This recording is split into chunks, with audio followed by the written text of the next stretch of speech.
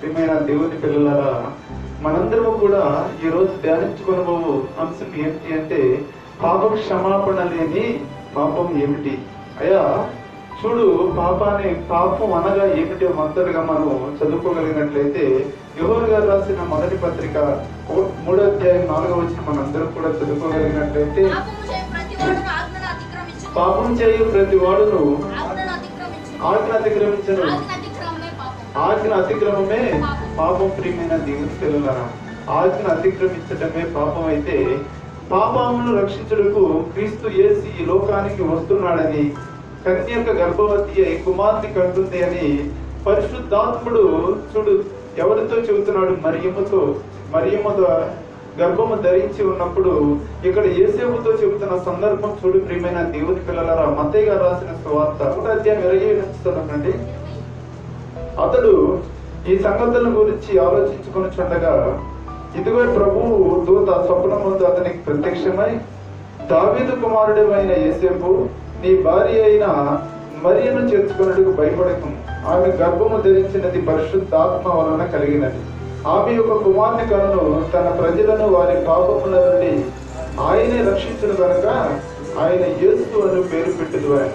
చూడు, పరిశుద్ధాత్మ ద్వారా గర్భము ధరించింది అని దేవుని ఆత్మ చూస్తున్నదయ్యా. ఆయన యేసుక్రీస్తు ఈ భూలోకమునకు ఎందుకు వస్తున్నాడు అని, కన్యక గర్భవతి కుమార్తె కట్టుద్ది అని మనకు వాక్యం సెలవిస్తుందో తెలుసా ప్రియులారా? పాపులను రక్షించడానికి వస్తున్నాడు. పాపులను రక్షించడానికి వస్తున్నాడు అయితే పాపానికి క్షమాపణ లేకపోవటం ఏమిటి?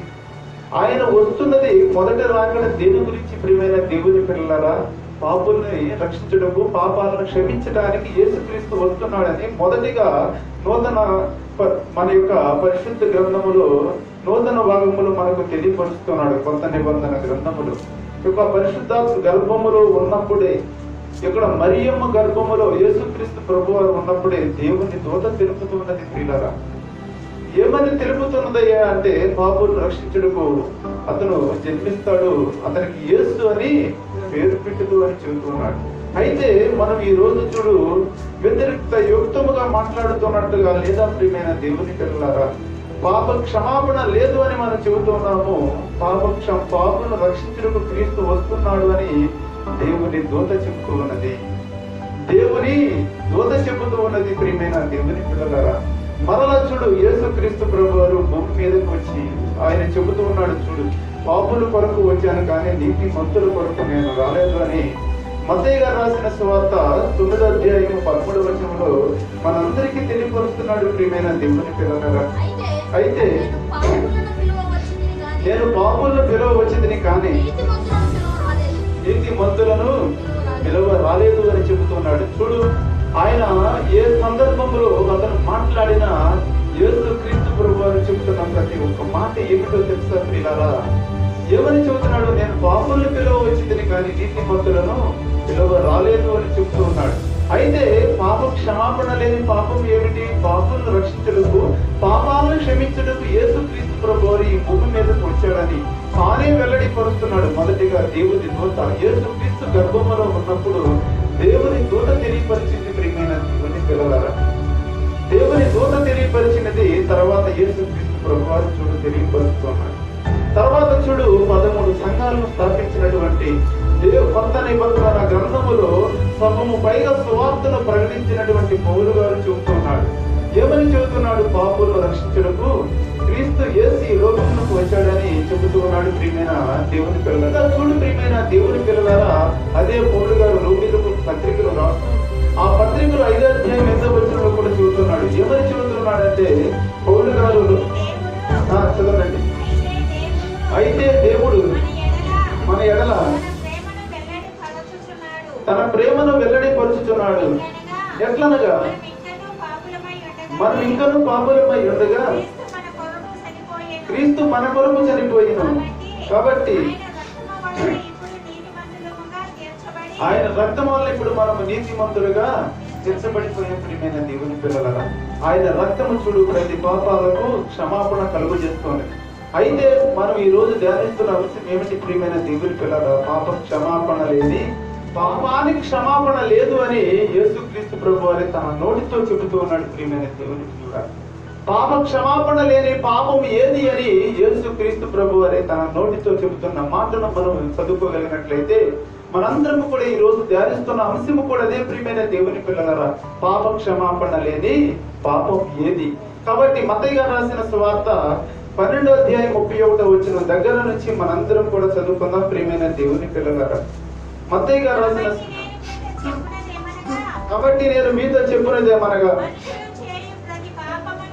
మనుషులు చేయు ప్రతి పాపమును దూషణయు క్షమింపబడును గాని ఆత్మ విషయమైన దూషణకు పాప క్షమాపణ లేదు. మనుష్య కుమారునికి విరోధముగా మాట్లాడువానికి పాప క్షమాపణ కలదు కానీ పరిశుద్ధాత్మకు విరోధముగా మాట్లాడువానికి ఈ యుగమందైనను రాబో యుగమందైనను పాప క్షమాపణ లేదు. అదే ప్రియమైన దేవుని పిల్లలరా, పాప క్షమాపణ లేని పాపం ఏది అంటే పరిశుద్ధాత్మకు విరోధముగా మాట్లాడు వారికి పాప క్షమాపణ లేదు. మనుష్య కుమారుడికి యేసుక్రీస్తు ప్రభు వారికి విరోధముగా మాట్లాడిన పాప క్షమాపణ ఉన్నది ప్రియమైన దేవుని పిల్లలరా. పరిశుద్ధాత్మకు వ్యతిరేకంగా మాట్లాడే వారికి పాప క్షమాపణ లేదు. వ్యతిరేకంగా మాట్లాడటం అంటే ఏంటి ప్రియమైన దేవుని పిల్లలరా? మనం ఆరాధన చేసే సమయంలో చూడు, దేవుని ఆత్మ వచ్చి గజిబిజి గందరగోళం, అల్లరి చేయడం, ఊగిపోవడం, ఇదంతా కూడా పరిశుద్ధాత్మ వచ్చినప్పుడు మేము ఇలా చేస్తున్నామయ్యా అంటాము. చూడు, మనం ఇలా చేస్తున్నప్పుడు అసభ్యకరంగా మారిపోతాం ప్రియమైన దేవుని పిల్లగా. మన ఒంటి మీద ఉన్న వస్త్రాలు చూడు, మనం ఉండవలసిన స్థానాన్ని దాటి పక్కకు వెళ్ళినప్పుడు మనిషి ఎలాగ ఉంటాడు? చూడటానికి అసహ్యంగా మారిపోతూ ఉంటాడు. తన శరీరాన్ని లోపరుచుకోలేని వాడు మనస్సును కూడా స్వాధీనపరుచుకోలేడు. అది ఎలాగ మారిపోయినదో తెలుసా ప్రియమైన దేవుని పిల్లరా? ఒక మనిషి చూడు, తన యొక్క ఆత్మ వచ్చినప్పుడు నేను ఊగిసలాడిపోతూ ఉన్నాను అని అల్లరి చేస్తూ ఉన్నప్పుడు ఆ మనిషి చెబుతున్నాడయ్యా. ఏమని చెబుతున్నాడు ప్రియమైన దేవుని పిల్లలారా? నాకు దేవుని ఆత్మ వచ్చినది, నేను ఎగురుతున్నాను, గొంతులు వేస్తున్నాను, దుముకుతున్నాను అని చెబుతూ ఉన్నప్పుడు ప్రియులరా, పక్కనున్న వారు అతనికి ఏమి అనిపించకపోయినా అతను ఏమైపోయినది ఆచారంగా మారిపోయి అతను కూడా అల్లరికి లోనవుతున్నాడు. ఎందుకని? నేను ఎగరకపోతే, నేను దుమ్మకపోతే నా మీదకి పరిశుద్ధాత్మ రాలేదని పక్కన ఉన్న వారందరూ కూడా నన్ను ఏదైనా చేస్తారనే భావములోనికి వెళ్ళిపోయి ఒకరిని చూసి ఒకరు మరి ఒకరు అందరూ కూడా అదే విధముగా మారిపోయి పరిశుద్ధాత్మకు వ్యతిరేకంగా మాట్లాడటం అంటే అదే ప్రియమైన దేవుని పిల్లలారా. పరిశుద్ధాత్మకు విరోధముగా మాట్లాడువానికి పాపం క్షమాపణ లేదు. చూడు ప్రియమైన దేవుని పిల్లలారా, ఇక్కడ జరుగుతున్నది. ఒకవేళ జరుగుతున్నది అనుకోండి, అదే బహిరంగ సభలలో ఆ విధముగా జరుగుతూ ఉంటే చూసే వారికి ఎలా ఉంటుంది ప్రియమైన దేవుని పిల్లలారా? అసభ్యకరముగా ఉండదా? దేవుని నామానికి దూషణ కలిగించే విధముగా ఉండదా? దేవుని నామము అవమానం పరిచే విధముగా మారిపోతున్నది. అయితే చూడు ప్రియమైన దేవుని పిల్లలారా, ఇప్పుడు మనం ధ్యానించుకుంటున్న అంశం కూడా అదే. నోటి మాటతో చెబుతాము కాదు కానీ దేవుని మాటే దేవుని వాక్యం. దేవుని వాక్యము శిలాశాసనం లాంటి మాటలు ప్రియమైన దేవుని పిల్లలారా. అసలు అల్లరి కలుగు చేసేది ఎవరు? పరిశుద్ధాత్మ వచ్చినప్పుడు ఎట్లా ఉంటారు? మనందరూ కూడా ఈ రోజు ధ్యానించుకున్నాం ప్రియమైన దేవుని పిల్లలారా. మనందరము కూడా ఒకరిని చూసి ఒకరు నేర్చుకునేది ఆచారముగా మారిపోయినది, దేవునికి అవమానం తెచ్చే విధముగా మారిపోయి ఆ పాపము చూడు మనల్ని పాతాళానికి తీసుకొని వెళ్ళిపోతూ ఉన్నది. ఆ పాపం ప్రియమైన దేవుని పిల్లలారా మనందరినీ కూడా పాపానికి నెట్టివేస్తున్నది, దేవుని రాజ్యానికి వారసులు కాకుండా చేస్తూ ఉన్నది. అయితే చూడు ప్రియమైన దేవుని పిల్లలారా, ఆ ఆత్మ వచ్చిందని ప్రోత్సహించే దైవ సేవకులు కూడా ఎక్కడికి వెళ్ళిపోతారని రాయబడి ఉన్నదంటే ప్రియమైన దేవుని పిల్లలారా పాతాళానికి. చూడు, ప్రతి ఒక్క వ్యక్తి కూడా పరిశుద్ధాత్మకు కానీ వ్యతిరేకంగా మాట్లాడితే అతని పాపానికి క్షమాపణ లేదు ప్రియమైన దేవుని పిల్లలారా. మనందరం కూడా గ్రహించాలి. ఎందుకని అంటే ఏ ఒక్కరిని ఉద్దేశించి చెప్పడం కాదు, ఏ ఒక్కరిని భావించి చెప్పడం కాదు, ఏ ఒక్కరిని హేళన చేయాలని చెప్పడం కాదు. ఇక్కడ వాక్యం మాట్లాడే ప్రతి ఒక్కరు కూడా ఉన్నది ఉన్నట్టుగా చెప్పాలి, లేకపోతే చెప్పకుండా మానేయాలి. అలాగా మానలేనప్పుడు ఉన్నది ఉన్నట్టుగా చెప్పాలి, చెప్పేది వాక్యానుసారమై ఉండాలి. మాసిదోనియాలోని ప్రజలు ప్రియమైన దేవుని పిల్లలారా పౌలు శీలను వాక్యం చెబుతూ ఉన్నప్పుడు అలా ఉన్నదో లేదో అని పరిశుద్ధ గ్రంథాన్ని పరిశీలిస్తూ ఉండేవారు ప్రియమైన దేవుని పిల్లలారా. వారు ధన్యులుగా మారిపోయారు. మనము కూడా చూడు ఈ రోజున ధ్యానించుకున్నాం, అసలు పరిశుద్ధాత్ముడు వస్తే ఎలాగ ఉంటారు, అసలు అల్లరి కలిగి చేసేది దెయ్యమా పరిశుద్ధాత్ముడా అని మనం ఈ రోజున ధ్యానించుకుందాం ప్రియమైన దేవుని పిల్లలారా. అందుకే కొరింథీయులకు రాసిన మొదటి పత్రిక 14:33 మనందరం కూడా చదువుకుందాం ప్రియమైన దేవుని పిల్లలారా. కొరింథీయులకు రాసిన మొదటి పత్రిక అపోస్తలుడైన పౌలు గారు కొరింథీయులకు మొదటి పత్రికను రాస్తూ 14:33 మనందరం అలాగే పరిశుద్ధులు అన్నిటిలో దేవుడు సమాధానములకే కర్త కానీ అల్లరికి కర్త కాదు ప్రియమైన దేవుని పిల్లల. చాలా ఇక్కడ చూడు, పరిశుద్ధాత్ముడు సమాధానానికే కర్త కానీ అల్లరికి కర్త కాదు. అల్లరి జరుగుతున్నది అంటే దేవుని ఆత్మ దుఃఖపడుతుందయ్యా. అల్లరి జరుగుతుంది అంటే ప్రియమైన దేవుని పిల్లల, దేవుని ఆత్మ చూడు దుఃఖపడుతున్నది. ఇంకా పైగా చూడు, అయ్యా నా మీదకి దేవుని ఆత్మ వచ్చినది, నేను అల్లరి చేయుచున్నాను అన్నప్పుడు అది విరోధముగా మాట్లాడిన దాంట్లోనికి వెళ్ళిపోయి దేవుని గ్రంథములు లిఖితములుగా మారిపోయి నువ్వు చూడు ఫలానా రోజున దేవునికి వ్యతిరేకంగా కాదు పరిశుద్ధాత్మకు వ్యతిరేకంగా మాట్లాడావు, నీ పాపానికి క్షమాపణ లేదు. అదే క్షమాపణ లేని పాపం ఏది అంటే పరిశుద్ధాత్మకు వ్యతిరేకంగా మాట్లాడటం ప్రియమైన దేవుని పిల్లలారా. పరిశుద్ధాత్ముడు అల్లరికి కారకుడు కాదు కానీ సమాధానానికి కర్త. చూడు, ఇంకా ప్రసంగి గ్రంథము 5:2 కూడా మనకు తెలియపరుస్తున్నాడు ప్రియమైన దేవుని పిల్లలారా. ప్రసంగి గ్రంథము 5:2 కూడా మనందరూ చదువుకోగలిగినట్లయితే ప్రసంగి గ్రంథము 5:2 ప్రియులారా మనందరూ చదువుతాం. నీవు దేవుని సన్నిధిని అనాలోచనగా పలుకుటకు నీ హృదయమును త్వరపడనీయక ఈ నోటిని కాచుకోము, అనాలోచనగా ఉండకూడదు. దేవుని సన్నిధిలో ఎలాగ ఉండాలి? అనాలోచనగా ఉండకుండా ఈ నోటిని కాచుకోవాలి. గొడవ చేయకూడదు, గచ్చిపిచ్చిగా మాట్లాడకూడదు, అల్లరికి అసలు చోటే లేకుండా ఉండాలి ప్రియమైన దేవుని పిల్లలారా. ఇక చూడు, పరిశుద్ధాత్మ వచ్చినప్పుడు కేకలు వేయుడు అని చెబుతున్నది. మన అందరం కూడా ఎవరు చెబుతున్నాడు? యేసుక్రీస్తు ప్రభువు అని చెబుతున్నాడు ప్రియమైన దేవుని పిల్లలారా. ఎక్కడ చెబుతున్నాడయ్యా అంటే మత్తయి గారు రాసిన సువార్త 12:19 కూడా మనం చదువుకోగలిగినట్లయితే మత్తయి గారు రాసిన సువార్త 12:19 మనందరం చదువుకున్నాం ప్రియమైన దేవుని పిల్లలు. ఈయన జగడమారుడు, శాఖలు వేయుడు, వీధులలో ఆయన శబ్దం ఎవరికి వినపడదు. పరిశుద్ధాత్మల గురించి దేవుడు బోధిస్తూ పరిశుద్ధాత్మతో ద్వారా వచ్చిన వాడు ఎలా ఉంటాడు? కేకలు వేయుడు అని చెబుతున్నాడు ప్రియమైన దేవుని. పరిశుద్ధాత్ముడు అల్లరికి కారకుడు కాదయ్యా, కేకలు వేయకూడదు. కేకలు వేసే ప్రతి ఒక్కరు కూడా పరిశుద్ధాత్మను పొందిన వారు కాదు, దెయ్యముల ఆత్మను పొందిన వారు ప్రియమైన దేవుని పిల్లలారా. నా మీదకి పరిశుద్ధాత్మ వచ్చిందని మనం అనుకుంటూ ఉన్నాం కానీ అది పరిశుద్ధాత్మ కాదు. అది దేవునికి విరోధంగా మాట్లాడుతున్నారు. ఎందుకు? పరిశుద్ధాత్మ వచ్చిన వాడు కేకలు వేయుడు. పరిశుద్ధాత్మ అల్లరికి కారకుడు కాదు, దేవునికి సమాధానానికి కారకుడు. యేసుక్రీస్తు ప్రభువు కొండ ఎక్కి ప్రసంగం చేసి వచ్చినప్పుడు అతను కేకలు వేసాడా? మాట్లాడాడా? ప్రియమైన దేవుని పిల్లలారా, దేవుని ఆత్మను పొందుకుని వచ్చాడు కొండ మీద నుంచి. వచ్చిన యేసుక్రీస్తు ప్రభువు ప్రియమైన దేవుని పిల్లలారా మాట్లాడసాగాడు. చదవండి, మత్తయి గారు రాసిన సువార్త 5:1 మనందరం చదువుకోగలం. ఆయన జన సమూహములను చూచి కొండ ఎక్కి కూర్చుండగా ఆయన శిష్యులు ఆయన యొద్దకు వచ్చి నోరు తెరిచి ఇలాగ బోధించసాగారు. కేకలు ఏమన్నా వేశాడా ప్రియమైన దేవుని పిల్లలారా? కేకలు వేయలేదు. అందుకే చూడు, ఈ కేకలు వేయనిది ఆత్మ, పరిశుద్ధాత్మ. అయితే కేకలు వేసే ఆత్మ ఏదో కూడా మనం ఈ రోజున ధ్యానించుకుందాం ప్రియమైన దేవుని పిల్లలారా.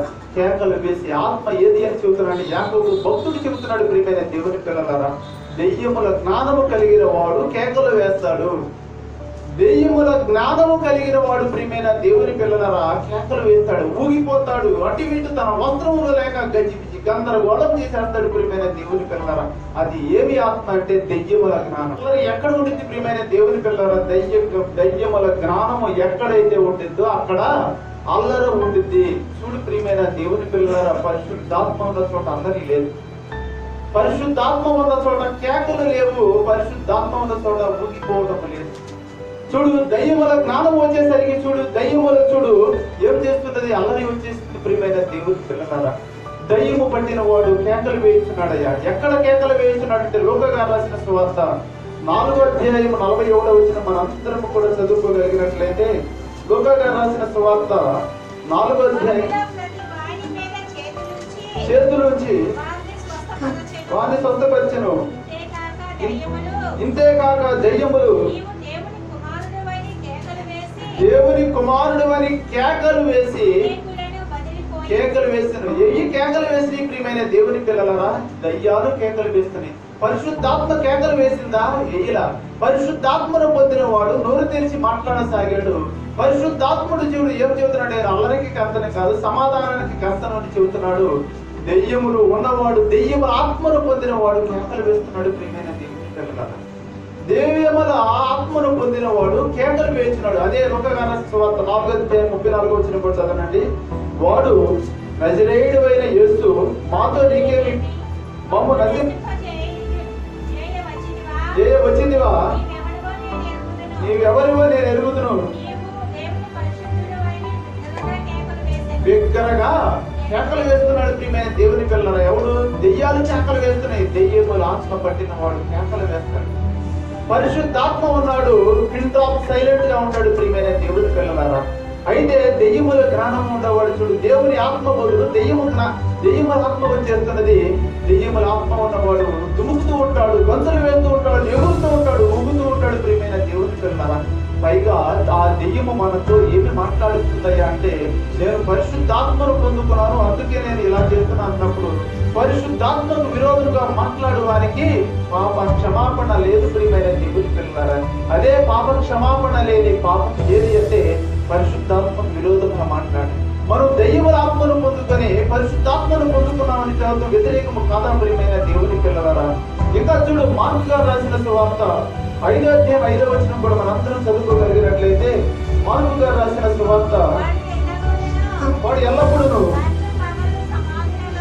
సమాధులలోను కొండలలోను కేకలు వేయచ్చు, రాళ్లతో గాయపరుచుకున్నాడు. ప్రియమైన దేవుని పిల్లలారా, ఎవరంటే 1వ వచనం దగ్గర చదవనండి. గెరాసేనుల దేశమునకు వెళ్ళి వారి దోడి దిగగానే అపవిత్రాత్మ పట్టిన వాడు ఏమి చేస్తున్నాడు? ప్రియమైన దేవుని పిల్లలారా, పెద్దగా కేకలు వేయించున్నాడు. పెద్దగా కేకలు వేయించున్నాడు. ప్రియమైన దేవుని పిల్లలారా, అంతేకాని ఈ రోజున మనం ఒకరి నుంచి మనం నేర్చుకోవడం కాదు, కానీ ఒకరు చూడు చేస్తున్నారు అని గద్దించాలి. అందరూ కూడా గద్దించాలి. ఎవరైనా సరే దేవుని ఆత్మ వచ్చిందని కేకలు వేస్తున్నప్పుడు, గంతులు వేస్తున్నప్పుడు, ఇది దేవుని ఆత్మ కాదు, దయ్యముల ఆత్మ అని గ్రహించాలి. ప్రియమైన దేవుని పిల్లలారా, ప్రతి ఒక్కరు కూడా గ్రహించకుండా ఆమెకును లేక అతనుకును దేవుని ఆత్మ వచ్చి ఎగురుతున్నది, నేను ఎగరకపోతే నన్ను కూడా హేళన చేసి మాట్లాడతారు, నా మీదకి దేవుని ఆత్మ రాలేదు అని వారు నన్ను చూసి ఎగతాళి చేస్తారన్న భావనలోనికి వెళ్ళి అదే ఆచారాన్ని కొనసాగిస్తే పాపానికి క్షమాపణ లేకుండా పోతుంది. ప్రియమైన దేవుని పిల్లలారా, బాప్తిసము తీసుకోవడం వల్ల పాపాలకు క్షమాపణ వస్తున్నది. మన పాపాలను మనం ఒప్పుకోవడం వల్ల పాపాలకు క్షమాపణ కలుగుతున్నది. ప్రియులారా, క్రీస్తు యేసు ఈ లోకమునకు పాపాలను క్షమించడానికి వచ్చాడు. అయినా సరే మన పాపం క్షమించబడిపోవడం లేదంటే మనందరం కూడా చూడు, అపవిత్రాత్మ పట్టిన ఆత్మను పొందుకొని దేవుని ఆత్మను పొందుకున్నామని అపవిత్రాత్మ పొందిన వారు ప్రవర్తించినట్టుగా ప్రవర్తించి మేము పరిశుద్ధాత్మను పొందుకొని ప్రవర్తిస్తున్నామని మనం చెప్పుకొని పరిశుద్ధాత్మకు విరోధంగా మాట్లాడినప్పుడు ప్రియమైన దేవుని పిల్లలారా, మన పాపాలు క్షమాపణ లేదు. ఇంకా చూడు, అపవిత్రాత్మ పట్టిన వాడు ఎలాగ ఉంటాడంటే, అపోస్తల కార్యములు 8:6 కూడా మనం చదువుకుందామండి. అపోస్తల కార్యములు 8:6 మనందరం కూడా చదువుకోగలిగినట్లయితే, జన సమూహములు విని చూచినందున అతడు చెప్పిన మాటలు యందు ఏక మనసుతో లక్ష్యముంచగా అనేకులను పట్టిన అపవిత్రాత్మలు పెద్ద కేకలు వేసి వారిని వదిలిపోయి. ప్రియమైన దేవుని పిల్లలారా, ఏవి పెద్దగా కేకలు వేసినటువంటి అపవిత్రాత్మ పట్టిన వాడే పెద్దగా కేకలు వేస్తాడు. దేవుని ఆత్మ ఉన్నవాడు వినయ విధేయతలతో ఉంటాడు, అతడు అల్లరి చేయకుండా ఉంటాడు. ప్రియమైన దేవుని పిల్లలారా, కాబట్టి చూడు, మనందరం కూడా పాప క్షమాపణ లేని పాపం ఏది అంటే పరిశుద్ధాత్మకు విరోధంగా మాట్లాడటమే. ఏది? పరిశుద్ధాత్మ వచ్చిన వాడు ఎలాగ ఉంటాడు? ప్రియమైన దేవుని పిల్లలారా, పిన్ డ్రాప్ సైలెంట్ గా నిశ్శబ్దంగా ఉంటాడు. ప్రియమైన దేవుని పిల్లలారా, పెద్దగా కేకలు వేయడు. తన వస్త్రాలు ఒంటి మీద పోయేంత విధంగా ప్రవర్తించడు. గంతులు వేయడు, దుముకడు. అపవిత్ర ఆత్మ పట్టిన వారే పెద్దగా కేకలు వేస్తారు. ఈ ఒట్టి మాటలు కాదు ప్రియమైన దేవుని పిల్లలు, దేవుని వాక్యం సెలవిస్తుంది. దేవుని వాక్యం ఎలాంటిదంటే శిలాశాసనం లాంటిది. మార్చడానికి ఎవరికి వీలు లేదు. మార్చాలి అన్న చేత కానిది. ఏ ఒక్క మనిషికి కూడా దేవుని వాక్యాన్ని మార్చగలిగిన శక్తి లేదు ప్రియమైన దేవుని పిల్లలారా. అలాంటి శక్తి గల వాక్యం మనకు సెలవిస్తున్నది ఏంటి అంటే, మీరు ఎక్కడ కూడా ఏ ఒక్కరు కూడా ప్రియమైన దేవుని పిల్లలారా మనందరం ఎలాగ ఉండాలి అని చెబుతున్నది అంటే, మనందరము నిశ్శబ్దంగా ఉండాలి. దేవుని పొందిన ఆత్మ పొందిన ప్రతి ఒక్కరు కూడా నిశ్శబ్దంగా ఉండాలి ప్రియమైన దేవుని పిల్లలారా. ఇది ఎవరిని ఉద్దేశించి చేసే చెప్పినది కాదు. గద్దెంపుకు లోబడిన తిరుగుబాటు చేసిన వాడు అసాంతుగా మరణిస్తాడు ప్రియమైన దేవుని పిల్లలారా. ఇదైతే ఏ ఒక్కరిని కూడా ఉద్దేశించి చెప్పినది కాదు. దేవుని వాక్యం ఉన్నట్టుగా చెప్పాలి కనుక ఆ ప్రేరేపణతో చెప్పినది. అది ఒకటా నువ్వు ప్రతి ఒక్కరు ఏ ఒక్క మనిషి కూడా వేదనకరమైన స్థలానికి వెళ్ళిపోకుండా ఉండాలి అని ఆలోచనతో చెప్పినది. అందుకే యాకోబు గారు రాసిన పత్రిక 5వ అధ్యాయం 20వ వచనం మనకు తెలియపరుస్తున్నాడు. పాపుల్ని మళ్లించడమే ప్రతి ఒక్క దైవ సేవకుడి యొక్క లక్షణం ప్రియమైన దేవుని పిల్లలారా. పాపిని వాని తప్పు మార్గం నుండి మళ్లించేవాడు పరలోకం నుండి ఒక ఆత్మను రక్షించాలి అని. ఎందుకని అది ఒక పాపముగా మిగిలిపోతూ ఉన్నది కనుక ఆ పాపాన్ని తీసివేసుకోమని చెప్పటమే కానీ ఏ ఒక్కరిని కూడా తప్పు పట్టాలి అని కాదు. ఏ ఒక్కరిని కూడా ఏడాది చేసి మాట్లాడాలని కాదు. ఏ ఒక్కరిని చిన్నగా చేసి చూడాలని అయితే కాదు ప్రియులారా. మనందరం కూడా ఆత్మీయ కుటుంబం. ఒక కుటుంబంలో ఒక మనిషి తప్పు చేసినప్పుడు ప్రియమైన దేవుని పిల్లలారా, మిగతా కుటుంబంలో తల్లి కానీ తండ్రి కానీ పక్కన సహోదరుడు కానీ చెప్తూ ఉంటాడు. ఇది తప్పు అని చెప్పినప్పుడు తప్పును సరిదిద్దుకోవడానికి మనందరం కూడా ఆత్మీయ కుటుంబం కనుక మనందరం ఏ ఆలోచనలో ఉన్నామో ఇది తప్పు కాదు అనే ఆలోచనలో ఉన్నాం కనుక ఇది తప్పు అని ప్రకటించడం జరుగుతుంది ప్రియమైన దేవుని పిల్లలారా. కాబట్టి మనందరం కూడా పాపం క్షమాపణ లేని పాపం ఏది అంటే అపవిత్రాత్మకు విరోధముగా మాట్లాడటం. మనం నాకు దేవుని ఆత్మ వచ్చినది, నేను ఏ విధముగా ఎగురుతాను అంటే అది దేవుని ఆత్మ కాదు ప్రియులారా. అది ఏమైపోతున్నది? దెయ్యముల ఆత్మ అవుతుంది. అయితే చూడు, మనందరం ఏమనుకుంటున్నామంటే ఒక ఆరాధన అప్పుడే దేవుని ఆత్మ వస్తున్నది. ఒక పాట పాడటమే ఆరాధన అనుకుంటున్నాం ప్రియమైన దేవుని పిల్లలారా. దినవృత్తాంతాల మొదటి గ్రంథము 16వ అధ్యాయము 7వ వచనం మనందరం కూడా చదువుకోగలిగినట్లయితే, దినవృత్తాంతాల మొదటి గ్రంథము 16వ అధ్యాయం 7వ వచనం మనందరం కూడా చదవనండి. యెహోవా స్తుతి చేయు విచారణ ఏర్పరిచి దావీదు ఆసాపు చేతికిని వారి బంధువుల చేతికిని దాన్ని అప్పగించును. ఆ స్తుతి విధమేమనగా యెహోవాకు కృతజ్ఞతాస్తుతులు చెల్లించుడి, ఆయన నామమును ప్రకటన చేయుడి, ఆయన కార్యములను జనములలో తెలియజేయుడి, ఆయన గూర్చి పాడుడి, ఆయన కీర్తించుడి,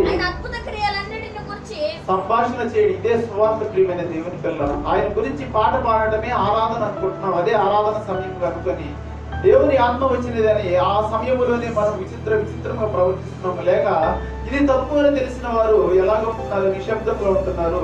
అయితే వాక్యం చెప్పేటప్పుడు చూడు, అనాలోచనగా ఉండకూడదు అని చెప్తున్నారు. అది కూడా దేవుని ఆరాధనే ప్రియమైన దేవుని పిల్లలారా. మనం చూడు, వాక్యం ప్రకటిస్తున్నప్పుడు మనకు కాదు అని పక్క చూపులు చూస్తుంటాం. ఇంకా వాక్యం చెబుతున్నప్పుడు చూడు, పిల్లలతో ఆడుకోవటము, ఇవన్నీ కూడా పరిశుద్ధాత్మకు వ్యతిరేకమైన పనులు ప్రియమైన దేవుని పిల్లలారా. వాక్యము ప్రకటిస్తున్నప్పుడు చూడు, మనం ఎలా ఉంటున్నాము? దురాలోచనలు, పక్క చూపులు చూస్తూ ఇంకా చూడు మాట్లాడుకుంటూ ఉన్నాం. కేవలం ఒకరితో ఒకరు మాట్లాడుకుంటూ ఉన్నప్పుడు అది పరిశుద్ధాత్మను దుఃఖపరిచేది కాదా ప్రియమైన దేవుని పిల్లలారా? చిన్న పిల్లకాయలతో ఆడుకోవడం అది దేవునికి విరోధమైనది. ఇంకా ఏమి మాట్లాడుతూ చెబుతూ ఉన్నాం ప్రియమైన దేవుని పిల్లలారా? మనం వాక్యం చెప్పేటప్పుడు కూడా, వాక్యం ప్రకటించడం కూడా దేవుని ఆరాధన ప్రియమైన దేవుని పిల్లలారా. అంతేగాని ఒక పాట పాడటమే దేవుని ఆరాధన కాదు. ఆ సమయంలోనే మనం దేవుని వాక్యానుసారంగా ఉండటం కాదు. కానీ వాక్యము చెప్పేటప్పుడు మనిషి ఏకాగ్రత కలిగి ఉండాలి. దేవుని వాక్యం మీద మనసు నిలపాలి. ఆ వాక్యము మన హృదయాలు ఏ విధంగా కదిలిస్తుంది అన్న ఆలోచనలోకి వెళ్ళిపోవాలి. మనందరం కూడా చూడు, వాక్యం చెప్పేటప్పుడు కూడా ప్రియమైన దేవుని పిల్లలారా, దేవుని ఆశ్చర్య కార్యాలను ప్రకటన చేయడమే దేవుని సువార్త. దేవుని సువార్త ఏది? క్రీస్తు మరణించాడు, మన పాపముల నిమిత్తము సమాధి చేయబడ్డ, 3వ దినమున మృత్యుంజయుడై లేచాడు. అది సువార్త. అయితే దేవుని ఆశ్చర్య కార్యాలను ప్రకటించడం అది సువార్త ప్రియమైన దేవుని పిల్లలారా. అది సువార్త, ఇది సువార్త అయినప్పుడు దేవుని మాటల్లో తెలియపరుస్తున్నప్పుడు ప్రతి ఒక్క మనిషి కూడా ఎలాగ ఉండాలి? పిన్ డ్రాప్ సైలెంట్ గా ఉండాలి. గుండి పిన్నిస్తూ పడిన శబ్దము మోగి అంత నిశ్శబ్దముగా ఉండాలి ప్రియమైన దేవుని పిల్లరా. అలాగా ఉన్నప్పుడు అది పాపం కాకుండా పోతున్నది. అలాగే అల్లరి చేస్తానులే, నేను అల్లరి చేస్తూ ఉంటానులే అన్నప్పుడు మనం మందిరాలకు వచ్చిన మన పాపాలు క్షమాపణ లేదు ప్రియమైన దేవుని పిల్లరా. కాబట్టి మనందరం కూడా ఎలా ఉండాలి? ఒక పాట పాడేటప్పుడే నేను వాక్యానుసారంగా ఉంటామంట కాదు, వాక్యం చెప్పేటప్పుడు ఏకాగ్రత కలిగి ఉండాలి. పక్క వారితో కూడా పక్క వారిని చూసే విధముగా కూడా ఉండకూడదు. పక్క వారితో మాట్లాడాలన్న ఆలోచన రాకూడదు.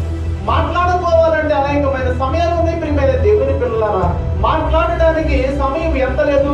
మనం గడుపుతున్నది వారానికి 2 రోజులు లేక 3 రోజులు, 2 గంటలు లేక 3 గంటలు. ఈ గంటలలోనే దేవుని వాక్యాన్ని పక్కన పెట్టి వేసి మనం ఏం చేస్తున్నాం? కేకలు వేస్తుంటున్నాం, ఒకరితో ఒకరు మాట్లాడుతున్నాం. ఎవరో పిలుస్తున్నారని కేకలు వేస్తున్నాము. అమ్మ నువ్వు ఏంటి అని కేకలు వేసినప్పుడు ఆ కేకలు వేసే ఆత్మ ఎవరిదైపోతుంది? దెయ్యముల ఆత్మగా మారిపోయి మనల్ని పాపానికి క్షమాపణ లేకుండా చేస్తున్నది ప్రియమైన దేవుని పిల్లలారా. కాబట్టి మనందరం కూడా ఎలాగ ఉండాలి అంటే దేవుని ఆత్మ పొందిన మనందరం వాక్యానుసారంగా నడుచుకొని ఒక నిత్య జీవానికి వెళ్లే విధముగా ఉండాలి. పాపం క్షమాపణ లేని పాపానికి మరణమే ప్రియమైన దేవుని పిల్లలారా. అననీయ సభ్యురాలు చూడు, వారు పరిశుద్ధాత్మకు విరోధంగా పాపం చేసినప్పుడు మరణం అయిపోయారు. ఒప్పుకోవడానికి లేదు, వారు తీసివేసుకోవడానికి లేదు. కాబట్టి మనందరం కూడా మన తప్పులు సరిదిద్దుకొని మనం ఇక నుంచి అయినా పరిశుద్ధాత్మకు విరోధంగా పాపం చేయకుండా పాప క్షమాపణ లేదయా అని మనలో భయాన్ని కలిగిస్తూ మనందరం కూడా ఒక నిత్య జీవానికి వెళ్ళాలి అని కొద్ది మాట దేవుడు దీవించిన గాక. మా చిరునామా జియాన్ మినిస్ట్రీస్, ప్రకాశం జిల్లా, చీరాల మండలం, బోయినవారిపాలెం, రైల్వే గేటు దగ్గర. జియాన్ మినిస్ట్రీస్ సంఘ సహవాస కూటములు ప్రతి బుధవారము మరియు శనివారము రాత్రి 8 గంటల నుండి 10 గంటల వరకు ప్రార్థన కూటము జరుగును. ప్రతి ఆదివారం మధ్యాహ్నం 1 గంట నుండి 4 గంటల వరకు ఆరాధన కూటము జరుగును.